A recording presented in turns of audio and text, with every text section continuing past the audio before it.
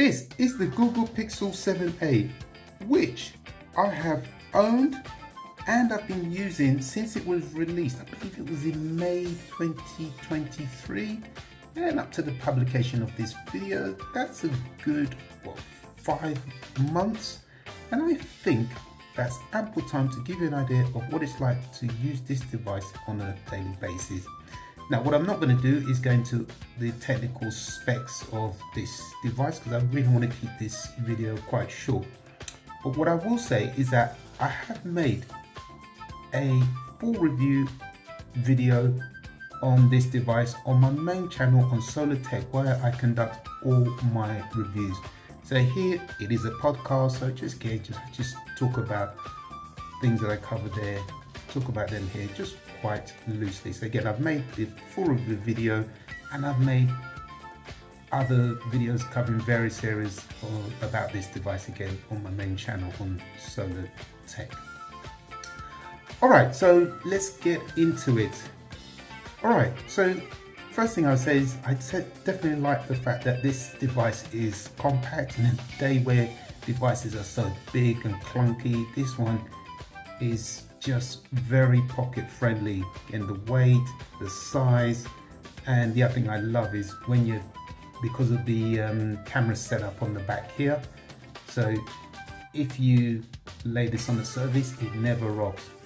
Very good idea by Google. I love that. Honestly, that shouldn't be underestimated. Also, I love the fact that the design mirrors the standard 7 and the 7 Pro. So again, that's really nice. So if you're using this, you don't feel any inferiority complex or whatever. Obviously, from a distance, you can see it's distinctively Google, but maybe you'll not be able to tell the size. But again, really good. I like that as well. Another thing I like about this one, especially this color anyway, this sea color, is that it does hide fingerprints really well. Yes, obviously, if you look close to it, you'll see it, but I think it hides it really well. So I think that's really nice. And again, you'll be convinced that this was made of a different material, but I believe, yeah, this is plastic. Wow, so again, really good. You'd never know. In fact, I would have thought it's probably some kind of glass material, but again, very good design by Google. Love that. The other thing about this device is that it does have the battery can definitely last you all day, and that is definitely with I would say with sort of maybe light to medium use. Yeah, you can definitely use this on a for a day without needing to charge it. So again, no issues there. And obviously you do have, this is, I believe it's 10-watt wide charging, and the beauty with this one is that it now comes with wireless charging, and that is capped at 7.5 watts. So whether it's wired or wireless, one of the downsides is that it does take an eternity to charge this device. So my best advice is not to let it get down to very low numbers, because it will take you an eternity to charge. And if you need to, say you wake up in the morning and you're low on battery, you may struggle. Whereas you've got other phones, like for example, I've got the Poco X5 Pro, which is again about sort of the same price range, and they provide a 67-watt charger in there, and that device can charge the device pretty quickly. And I have made a video on that on my main channel on Solar Tech. Again, I won't give away how quick it charges, but it is there so you can see. So I just think in this day and age, it really is time for Google to really step up their game in terms of the charging. Software, yeah, it runs really smoothly. Of course it will do. It's Google and Android, so, and then you'll always get the updates no matter what, so that's not an issue there. And in terms of the bloatware, you do get about it's about 14 to 15 gigabytes, thereabouts, which is nice. And again, this comes in a 128 gigabyte model only that I'm aware of.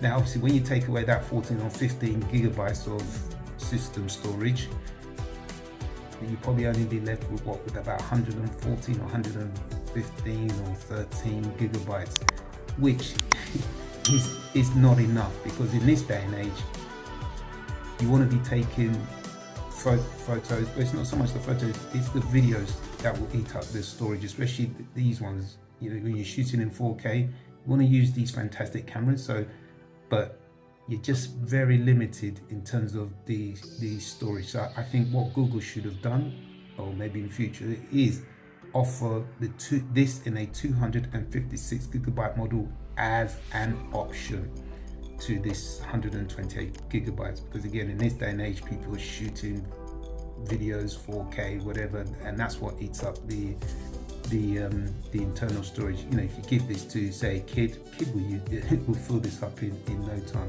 I fill this up in practically no time. And again, not everybody wants to have cloud storage. So again, that's something for Google to definitely think about. The other thing I like about this device is that before you had 60 Hz refresh rate, and they've now upped that to 90 Hz, which is obviously it's smoother. Now, the average person may not worry too much about it, but us technos, it's important to highlight these things so that the customer is always getting the best value. So really nice that Google have done that. I mean, you've got the latest Apple iPhone 15 and 15 Plus, and they only come with 60 Hz refresh rate, and I believe the cheapest iPhone 15, that seems coming at $800. So that's not good. So again, applaud Google for upping the refresh rate on this device. Okay, in terms of biometrics, you've got your PIN, you can use your fingerprint, and now with the 7A, you now have Face Unlock, which is really good, really good. I really love the feature. It works for me. It works well. Yes, sometimes, yes, in low light you can experience it not working, but again, that's, you know, this price range, I just cannot expect the lightning face unlock in low light. So again, that is definitely something to keep in mind, but I'm very happy that it's on this device. Like I said, most of the time it works fine, and then if it's in low light, I just use my fingerprint. So again, it's not a deal breaker for me. Moving on to the cameras, I believe there's a new 64 megapixel main camera on here now, and as we all know with Google, they do their cameras are just amazing, and I have to admit they do outperform some flagship devices. So this is brilliant. I do use this a lot for filming because I just love the quality. It is impressive. Again, at this price range, wow, brilliant. And of course, you can shoot with the rear facing cameras, you can shoot videos up to 4K at 60 frames per second, and on the front facing camera you can shoot video up to 4K at 30 frames per second. The other issue I have with this device is that it does get hot. It does get hot around here, especially if you're, say, filming. Obviously, I'm a content creator and do use this a lot, so I have no issues with the device getting hot, because that happens across a lot of different devices, whether it's budget, mid-range, or flagship. But what I take great umbrage to with this device, and it's not just funny enough, it's not just this Google Pixel 7a, because I have the 6a and the 6 Pro, and the same happens across all of the Google Pixel devices that I've had, is that when it gets hot, two things will happen. One, it'll either freeze, or secondly, it would just shut down. And what's frustrating is that I'm in the middle of filming and you'll get a message on the screen telling you that the device is too hot, and as a result, it just shuts down, and it makes it really unreliable.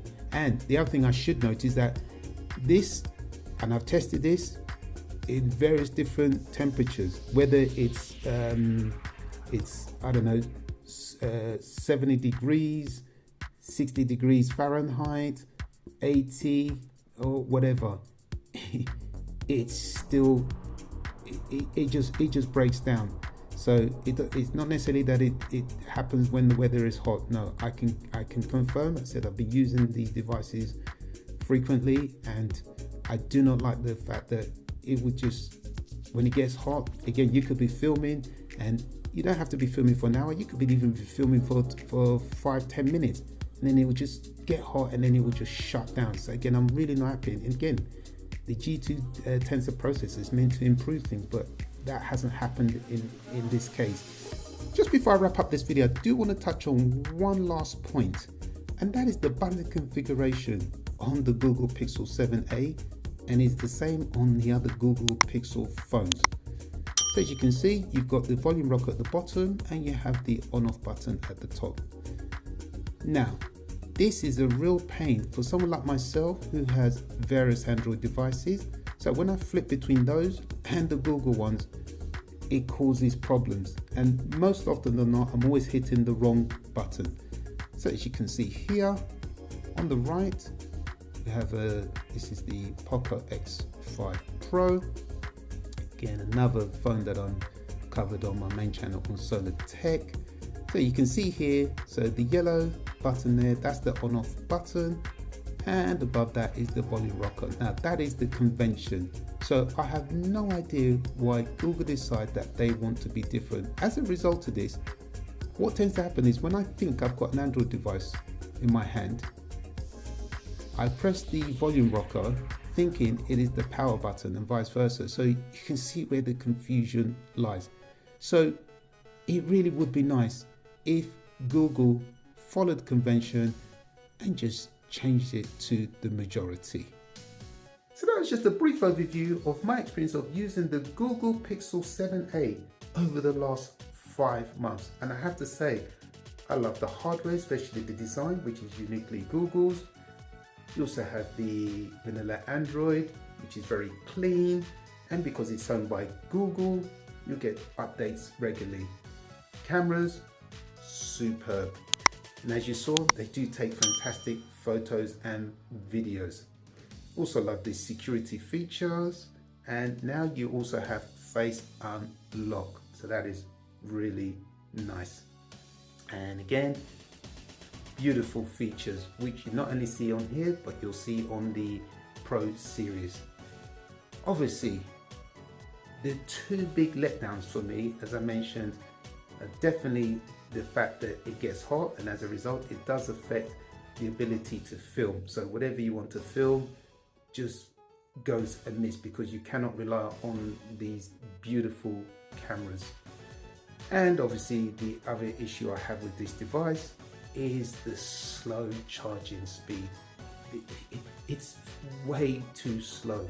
It needs to be improved for sure, but other than that, really nice device. Well, that pretty much wraps it up for this episode. My name is Shola. Thank you for watching, and I'll see you in another episode. Peace.